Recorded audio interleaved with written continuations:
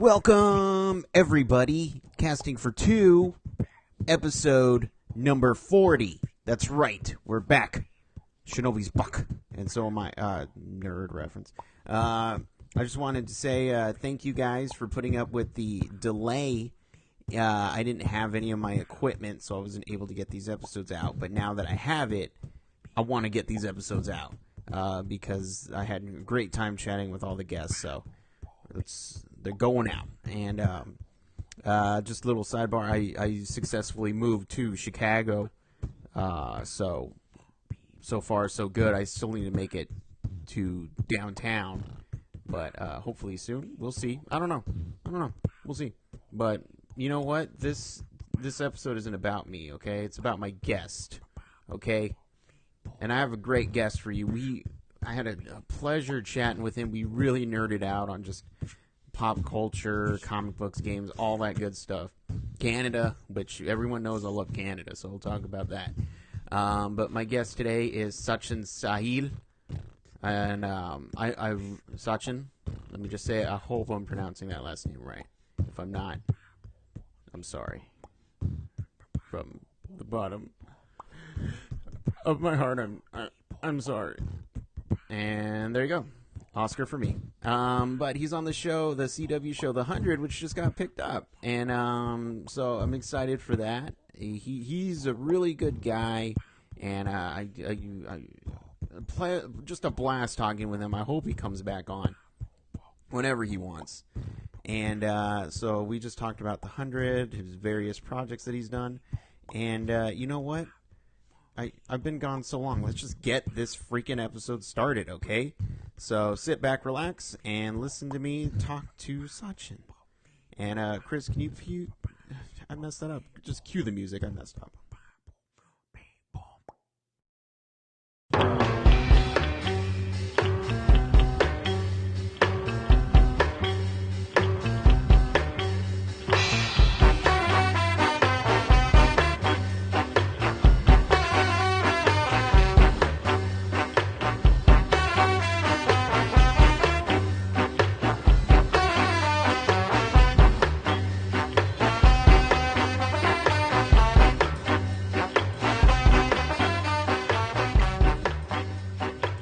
Hello, Sanich? Sachin. Sachin. Okay. This is Chris from Casting for Two. Hey, brother. How you doing? Good, and yourself? I'm doing fabulous. Sorry for the name. I have, ever since I started doing this podcast, I've developed this phobia of getting people's names wrong. No, I totally understand. My name is, I want it to be different. I want it to be hard so that I can say, hi, I'm Sachin, like such and such. Okay, all right, Sachin. Okay, all right, makes sense. Yeah, it won't be forgotten. There we go. It's such and such. It's in my head. Exactly, forever. It'll never leave. How's it going today? Good, brother. It's good. I'm glad you're doing this at 11. An hour ago, I probably wouldn't be coherent. I'm not a morning person, so I love 11 o'clock. Got my coffee. I'm good. There we go. Yeah. No. Well, because I'm in the Central Time Zone, but yeah, I'm I grew up in the Pacific Time Zone, so I'm just used to doing everything Pacific Time Zone. Perfect. Let's keep it that way. All right, deal. So I mean, first off, we'll talk about The 100. Yeah, absolutely. You're Vancouverian? I'm Vancouverian, Canadian Vancouverian, absolutely. Okay, awesome. I went to school in Victoria. Oh, sweet. So Victoria, beautiful. Yeah, I love it. I wish I was there right now, to be honest with you. Oh, it's one of the most peaceful places. If you ever want to get away from any sort of, if the city gets too much for anybody, you just have a ferry ride over, and it's just peace. It's just a place of just absolute peace. I feel like there should be hammocks lying around in Victoria because it's just like everyone just wants to lie around all the time. It's great. I love it up there. Like that I consider Victoria my second home. And now I do have to correct myself. I'm not a Vancouverian. I live here, but I was originally from Edmonton, Alberta, which is about 2 provinces over. It's the coldest place on earth. Right. Yeah, I moved here in about 2008. Okay. Yeah, no, I have a lot of friends that are from Alberta. Oh, nice. So yeah, all over Canada. So I get it. Unreal. Yeah. Now, I have one. My buddy's brother talks about Alberta beef as if it's the best thing ever. There is there is nothing like it in the world. Okay. What makes it so great? Now I don't eat as much of it anymore. Mm-hmm. But and I do miss it. But it's just there's nothing like it. The taste, it's when you've had different types of meat, whether it be chicken or beef or anything, that you just cut into it and you're like, this is not. It's grizzly. There's too much fat on it, or it's not. You're missing a lot of the meat, basically. You know, skimpy chicken wings. With Alberta beef, it's always full, always delicious. It's when it slices through. It's always, no matter who cooks it, how they cook it, it's always tender. However you like it done, it's just perfect. You know that when you're cooking a steak, say you like it medium rare, an Alberta beef steak, you will always know when it's medium rare because the way you can pinch it and feel it. Wow. Okay. It's you know, yeah. Okay. So everyone at home, go get some Alberta beef. Go get some Alberta beef, eat it, and you will be a happier person for it. There we go. So we talked about Alberta beef. That was my first topic. Nice. I'm glad we got it over with. Like I said, casting for two. I started the show just to find out more about people, what makes them tick, and I'm very interested in the entertainment industry. So yeah, absolutely. What made you want to be an actor? Did you do plays when you were younger in school, or? Yeah, for sure. Throughout high school, I mean, I was in all the plays throughout high school, and then the one act play festivals and all that stuff. And I definitely knew this is something I want to do. I was an entertainer. I was kind of that fat kid in school who was always loud and entertaining and screaming at people. Mm-hmm. Then I knew I wanted to do it. My parents, being the intelligent people that they were, after high school, they said, look, you can do it. You can be an actor, but we want to go to university first to see if that's what you actually want to do, so you can see your options. Mm-hmm. I decided that I was going to be kind of snotty and take a Bachelor of Arts degree in psychology, so I could take every drama course that I could on the side within my Bachelor of Arts degree, which I did. And then I had a bunch of teachers tell me that that's what I should do. And as soon as I graduated, I moved to Vancouver, and because in Edmonton you can do a lot of theater and stuff, but it's not something you can make a life with. But come to Vancouver, and there's a lot of stuff that's filmed here. And then I got lucky and found Deborah Podolsky at Austin Tuck Studios, who is the greatest acting coach alive, and a teacher and a good friend of mine. And she changed everything. She makes people. She gives people the ability to be actors. She gives them. Realism, just all that stuff. But yeah, I basically knew I wanted to do it since high school. But that was my trajectory. Yeah. Okay. And where did you go to university? University of Alberta. Oh, okay. Yeah, Bachelor of Arts degree in psychology, and I minored in economics because actors should know how to handle their money. Yeah, there we go. Yeah, not enough actors know how to handle their money. That's for sure. Yeah, we should learn. We should learn that aspect of the career. Yeah, but unless you're like George Clooney, who's just rolling in it, he just. You know what? They still all got to pay taxes. That's true. That's true. Yeah, we all got to learn eventually that because the two things that'll get you, death and taxes. There you go.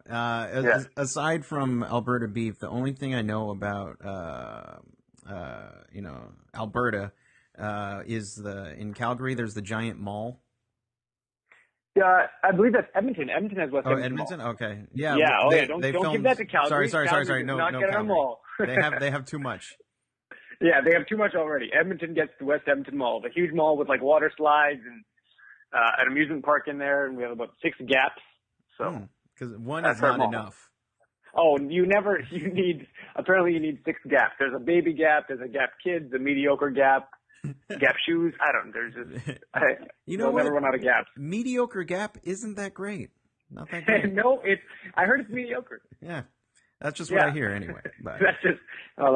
We should go there and check ourselves. There we go. Yeah, definitely. No, they filmed that movie in there, right? Way downtown.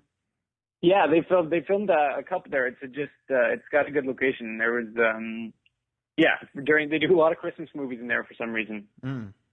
Every Christmas it's just lit up and they come in there, and then Alberta is it's sparing and far between, but they do have a couple movies filmed there. Yeah, right on. And so you make the move from Alberta to Vancouver. What were your first couple months like? Were you landing any projects or?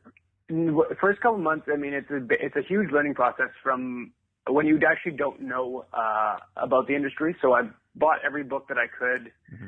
And I also found Deborah Podowski, who was just really, really took an interest in helping me figure out what it is. Because it's a new thing. You got to learn how to get agents. You got to learn how to audition properly. You got to learn, then on-set etiquette, knowledge about all that terminology, and you can learn that on set. But it's better when you can learn all that before. So like when you get on set, you can just go in there and do your job. The reason I moved to Vancouver actually, because I'm a big nerd. It's just ridiculous, like Star Wars, Star Trek, all everything that has to do with anything. And I found out Smallville was filmed here. Yeah. And I'm the biggest Superman dork in the world. Since I was about 2 years old. So I figured this is the place I want to be. And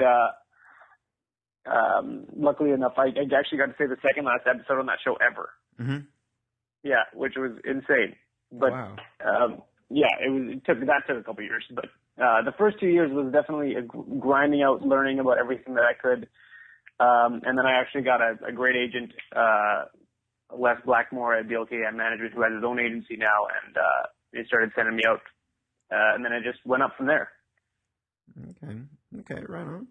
And it's because, I mean, you can, set etiquette is very important. You don't call clotheslines, they're C-47s.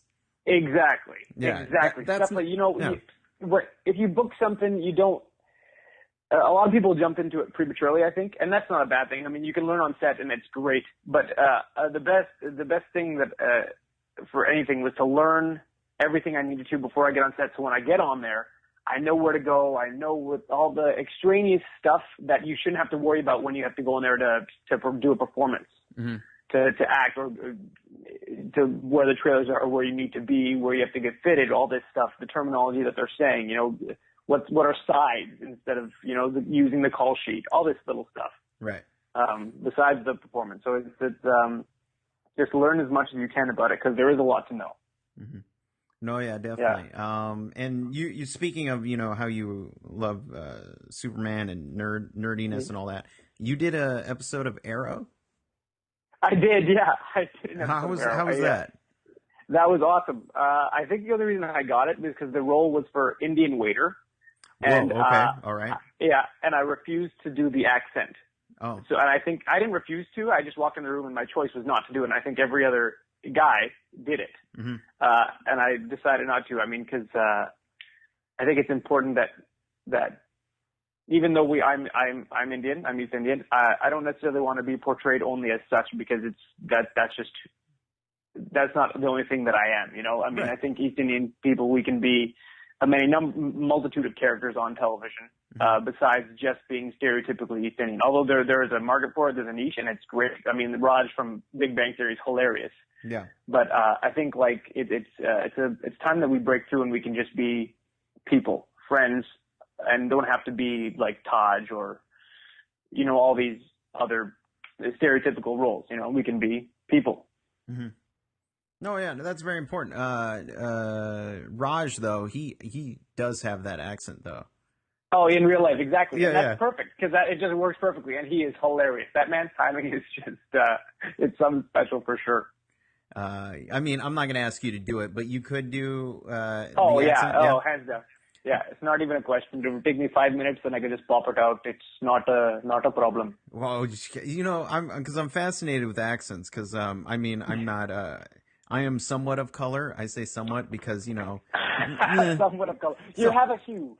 Yes, yeah, exactly. I tell my friends I'm off-white, nice. But because I'm Mexican, but I can only do the stereotypical, very racist Mexican accent. Oh, hit it! Let me hear it. Oh man, hang on. Okay. Prepared. I would like to buy the Sharp TV, please. See, that's it. It's basically it's a bad Nacho Libre accent. Yeah, but if you're gonna do one, it might as well be just the worst one, so you can just have it like as stone cold as possible. Who wants a half one? Go full out. Yeah, I'm actually well known for my Soviet Russian accent. It's good. Russian Russian, accent is good. the vodka You must drink. yes, drink vodka and you put on poker face. This is my poker face. No, poker face. No, poker. No. Poker face. Yeah, Best remix ever. There we go. Yeah, so I'm a huge fan of accents, and I was talking about this the other day. I can only do a really bad, like, woman British accent. Well, she talk like this. Something like that. That's it. I can't do a subtle British accent, and it annoys That's me. great. As long as you go full out, that's all that matters. Yeah, Okay. my British accent is pretty good, but lately, if I have to do a British accent, I just try to do the Maggie Smith. Oh yeah. So like 50 points from Gryffindor. Just the shaky old. I love Maggie Smith so much. She's one of my favorite people of all time. Mm-hmm. The lady can quip like nobody else. Yeah. Then stick that in your pipe and smoke it. She can just nail every line. Yeah. Oh, that's great. That's great. But yeah, I'm just very fascinated with accents. I guess in general, just like, because growing up, I was always fascinated with watching cartoons, but it was always weird seeing the actual person. Favorite cartoon? Go. I watched a lot of Doug and Hey Arnold. Oh, Doug. Exactly. Nice. Exactly. Patty the pickle on my roast beef. Patty Exactly. And then gotta scream, gotta shout. Yeah. Yeah. Love it. Yeah. So Doug, but it's so weird. The cartoon I most remember had to be, and this was, I would watch reruns, but it was Scooby-Doo and Super Friends. Super Friends, great choice. Yeah. Solid choices. Yeah. So, but what about yourself? Back in the day, there's a couple that stand out. The four would be that X-Men cartoon that they made was unbelievable. Yeah. It was just they made it for kids and for adults alike. They didn't pull their punches with those shows. That Batman show, that Spider-Man show as well, and ReBoot. You know what? Okay, I got to take a stand here. I'm not a fan of ReBoot. Okay, and why? It was so boring when I was growing up. All right. Now, my brother was a computer engineer, so maybe I'm biased. Okay. But and also just the dork factor in our house is just exponential. So ReBoot for us was when they talk about gigabytes, megabytes, and hexadecimal. Yeah. And we kind of geeked out a lot. You know what? Now that I know about that stuff, maybe I might give it another shot. Maybe it'd make more sense. Yeah. I was exposed to it from an early age, so maybe that would make a little more sense to y'all. Okay. Well, you know what? I'm going to get off the fence and just be in the middle for a second. I'll give ReBoot a try. You're in mediocre gap right now, and we're hoping you get to gap. Yeah. Hopefully, because we want to be at the gap. Absolutely. Mediocre gap is mediocre. But what was I saying? Oh, yeah. It was always interesting when you see behind the scenes and you see the actor providing the voice. Yeah, totally. It was, and you see, all the Rugrats, they were actually portrayed by women. I know, it's like Chucky and Tommy. They're all, that's just talented voice people. I actually just booked my first voiceover gig. Oh, no way. I'm going to be voicing a video game called Triad Wars. Mm-hmm. I'm going to film it next week on Wednesday, so that's going to be unbelievable. I can't wait. Oh, nice. Yeah. I don't know.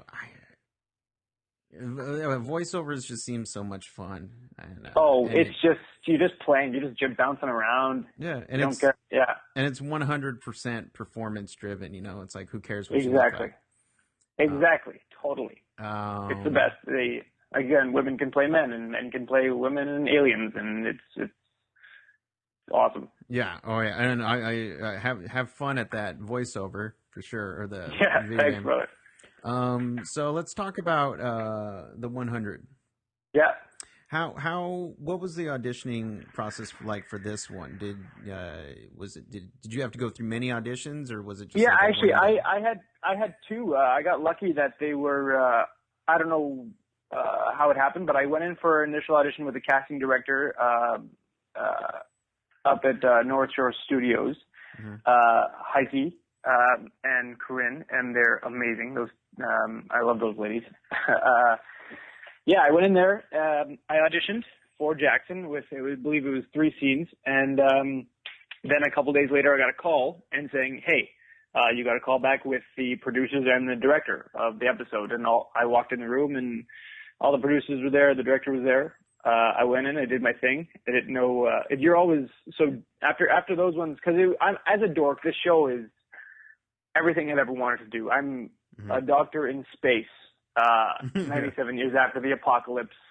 It's just, working with Henry Cusick, Paige Turco every day. Paige Turco is beautiful, and Isaiah Washington, and they're all just great people. It's knowing that when you're going in the room is something you have to shut out. Yeah. But yeah, I did it. I did my 3 scenes. They said great job. I walked out the door and I was just waiting by my phone, and I got that phone call 2 days later that I was being presented to network for approval. And yeah, and then we filmed the week after. Right on. Yeah, and you've seen the pilot? I saw the pilot. Yeah. The show just picks up like you won't believe after the pilot. The pilot is a great pilot, and it just gets better and better. I can't even, like, when you're sitting there waiting for a script, we would just sit by our computers and wait for the script every Sunday for the next one, because we had to know what happened, because we don't know past that episode that we're on what happens.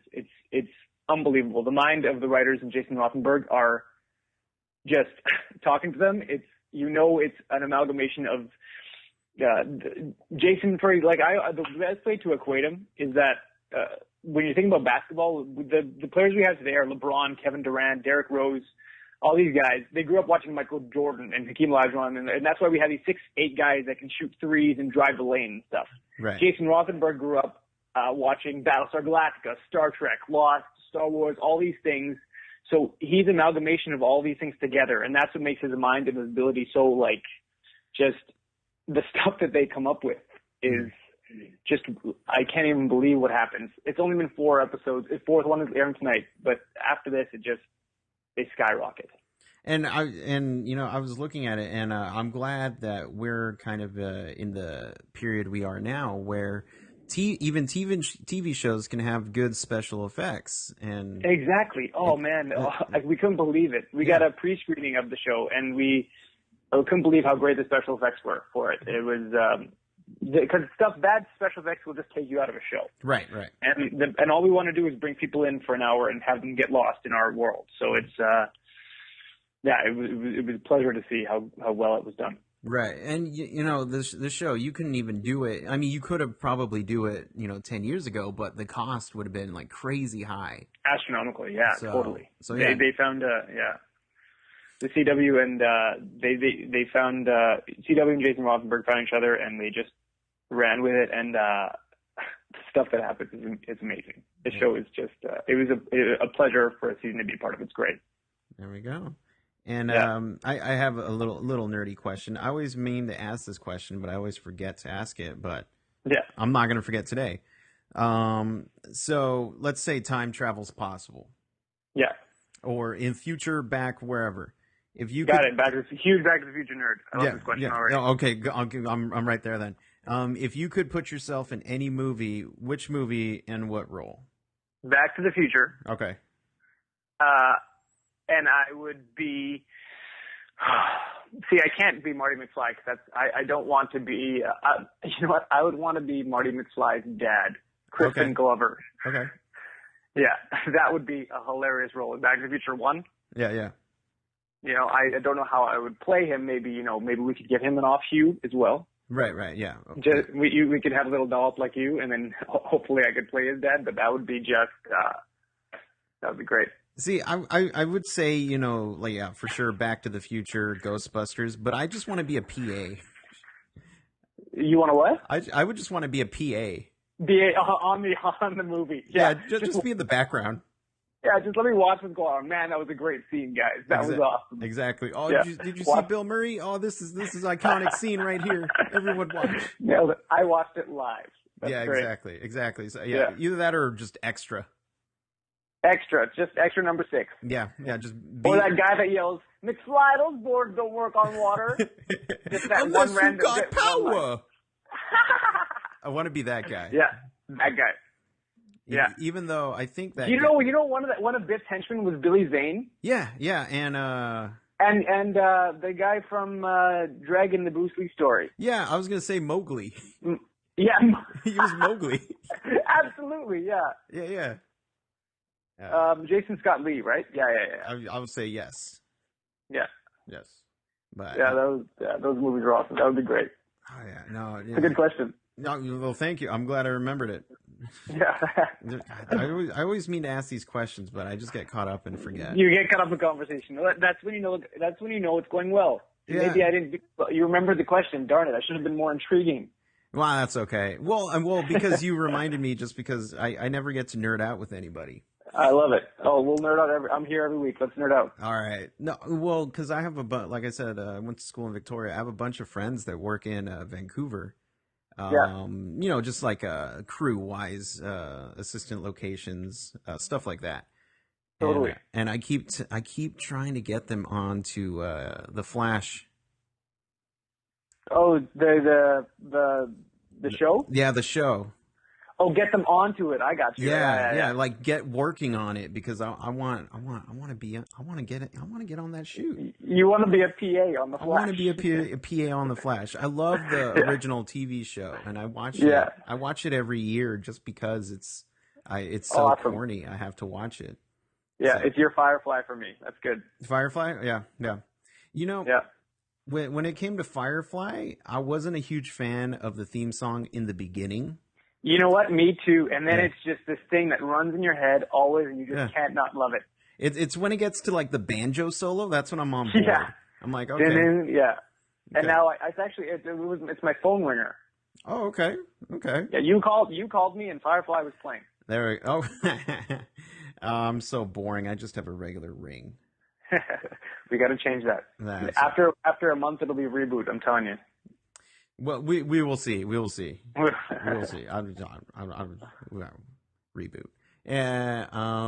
So, do you have anything coming up besides the? I just actually filmed yesterday, the first day. I'm on Jamie Lee Curtis's new pilot, Only Human, which is being retitled, being directed by Gavin O'Connor, who directed Warrior. Oh yeah. Yeah, absolutely. It's phenomenal. It was written by David Marshall Grant. He's a writer, actor, director. He does everything. That's great. She plays the mother of four quadruplets who were on a television show when they were young, and now shows their life afterwards. The script is beautiful. David Marshall Grant is not just a great playwright, but a great television writer, and he this pilot is great. The actors they got. I got to see Jamie Lee Curtis, and I'm best friends with one of her sons. And they had a scene where they were just going at it, and it was amazing to watch. And you're not an Indian waiter? No, I'm not. I am. My name is Mike Roberts. My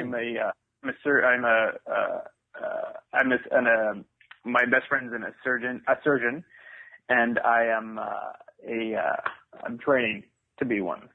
I'm in residency. There's the word. Resident. Yeah. Right on. Yeah. So it's more of like a dramedy. Yeah. I would say it's definitely got a mixture of everything. It leans towards drama, but it's definitely got a lot of comedic moments in there as well. Right on. Any word on when? Did it get picked up or anything like that? Or? No, we're finding out right now. After we film the pilot, it'll be, but it's great. So here's hoping. Okay, so everyone cross your fingers unless you know something that we don't right now at this moment in time. Yeah, totally. Right on. Cool. So I mean, that's all I really had to talk about. Did you have anything you wanted to talk about? No, that's great, man. I loved that was a great conversation. I enjoy talking shop with anybody, geek shop with anybody. Oh yeah, me too. I'll geek out anytime, any day. Yeah, I look forward to our next one. No problem. Okay, well, I'll have you back whenever you want, dude. Done. For people at home who would like to stalk you online, where can they do that? IMDb is Sachin. My Twitter handle is Mr. Sacho, MR _ SACHO. And I tweet on there frequently. We live tweet the episodes a lot. Actually, William Shatner will be live tweeting the 100 this weekend, which is awesome. He just caught up because he wants to watch it, and now he's going to be live tweeting it tonight. What am I saying? He's doing it tonight. Nice. Yeah, and it's a great episode. Episode 4 is phenomenal. It's called Murphy's Law, and Richard Harmon, who plays Murphy, is great on it. There you go. All right, so everyone go check it out right now. Right now. Tonight. Well, it's tonight. Tonight it's on 9 Pacific time on the CW. There you go. Tonight and East. every night. Tonight and every night. Just sit there by your television at 9 o'clock every night. It'll come on at some point. Yeah, exactly. Just wait, okay? Be patient. Yeah, exactly. But I had a blast chatting with you. Like anytime you want to come on, just let me know, or anybody Most else. definitely, brother. And, go Vancouver. Go Vancouver. Go Edmonton. Go Vancouver. Go everything. I'm sorry. Go Flames. I got to do it. Oh, man. We were great. You and me were great. We were so good. We were so good. And now you just completely just stomped. Oh, man. Now you have to watch ReBoot. Oh, all right, I'll watch ReBoot. No, the only reason why I'm a Flames fan is because when I first got into Canada, I asked my buddy who should I root for, and he was from Calgary. So he said the Flames, and there you go. Nice. All right, fine. I'll give it to you. It's fine. Are you a Stampeders fan? No. Oh, no. Oh, gee. What? Come on, man. No.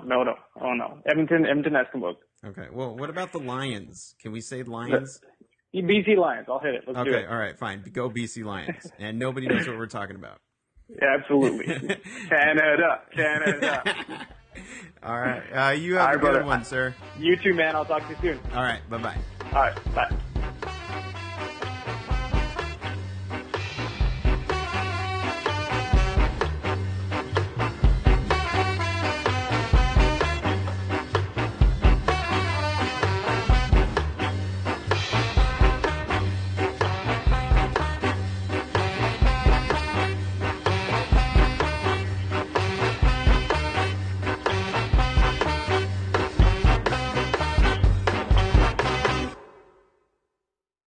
Hey guys, just a quick reminder, you can always catch up with these episodes on castingfor2.com. You can also follow me at Twitter @castingfor2 or send me an email at castingfor2@gmail.com.